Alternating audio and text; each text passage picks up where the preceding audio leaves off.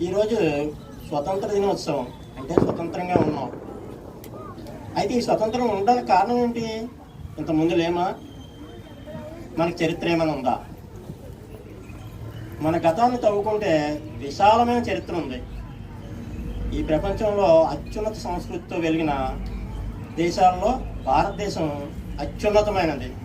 ఎందుకంటే మన చరిత్ర 2600 సంవత్సరాల క్రితం నుంచే స్టార్ట్ అయింది ఇండస్ వ్యాలీ సివిలైజేషన్లో. అలాంటి చరిత్రని మరుగున పరచడానికి మన దేశానికి కొంతమంది వ్యక్తులు వచ్చారు. ఈ రావడానికే ముందు మనమందరమే ఒక దేశం చెప్పుకోవడానికి, గర్వించడానికి కారణమైన గొప్ప గొప్ప రాజులు ఉన్నారు. వాళ్ళు ఎవరి గురించి మీకు తెలుసా?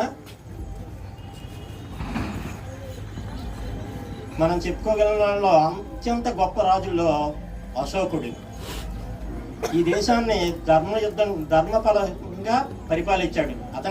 అందుకే ఈరోజు అతని చిహ్నాలైన 4 సింహాల విగ్రహాలని మన ప్రభుత్వ చిహ్నంగా వాడుకుంటున్నాం. ధర్మచక్రాన్ని మన జాతీయ జెండాలో అమర్చుకున్నాం.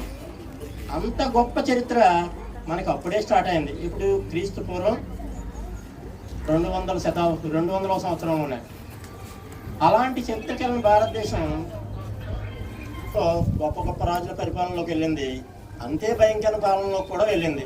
వాళ్ళందరి గురించి చెప్పుకోవాలంటే మనకు చాలా సమయం కావాలి. ఇప్పుడు అంత సమయం లేదు. కాబట్టి అలాంటి రాజుల్లో మనం చెప్పుకోవాల్సిన ఒకరిద్దరిని చూస్తున్నాం. ఔరంగజేబ్. అతను గొప్ప రాజు, కానీ ఒక మతం కోసమే పరిపాలన చేశాడు. అతను గొప్ప రాజుని ఎందుకంటామంటే అతను తిండికి సరిపడా తన టోపీలను కుట్టించి సంపాదించుకునేవాడు. రాజు సంపాదించుకోవాల్సిన అవసరం ఉందా? లేదు. కాబట్టి అతను గొప్ప రాజే. కానీ తన ఫ్యామిలీని అంతా జైల్లో పెట్టి, తన తండ్రిని కూడా జైల్లో పెట్టి అన్నదమ్ములను చంపేసి మరి రాజ్యానికి వచ్చాడు. అంతేకాకుండా ఇస్లాం మతం కోసమే పరిపాలన చేశాడు. దాని కారణంగానే అతని తర్వాత రాజులు ఎవరు శక్తివంతులు కాలేక మొఘల్ ఎంపైర్ పూర్తిగా నాశనం అయిపోయింది. ఇంకా మహమ్మద్ బిన్ తుగ్లక్ లాంటి వాళ్ళు చాలామంది మన దేశాన్ని పరిపాలించారు.